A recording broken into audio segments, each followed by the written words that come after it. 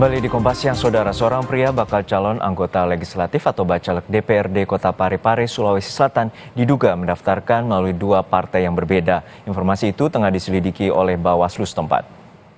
Pria yang diduga mendaftarkan dirinya menjadi bacalek melalui dua partai berbeda bernama Safrudin. Pada 8 Mei lalu ia tampak mendaftar dengan mengenakan seragam PKS. Namun beberapa hari setelahnya, pria yang sama diduga kembali mendaftar ke KPU dengan mengenakan seragam Partai Demokrat. Informasi itu telah diterima Bawaslu setempat dan sedang didalami, dan jika terbukti mendaftar bacalek lewat dua partai, maka Bawaslu akan merekomendasikan keputusan ke KPU.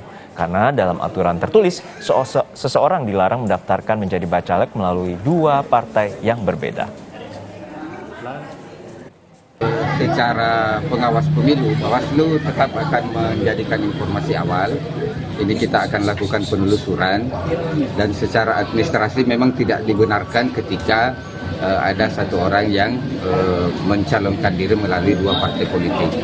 Tetapi ini baru informasi awal. Insya Allah Bawaslu akan memastikan itu, apakah memang yang bersangkutan yang dianggap satu orang mengantar dua peserta pemilu itu terdaftar di dua partai politik. Kalau misalnya benar, Pak?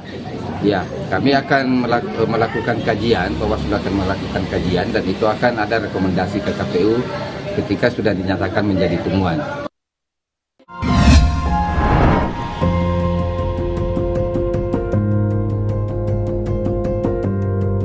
Kompas TV, Rumah Pemilu.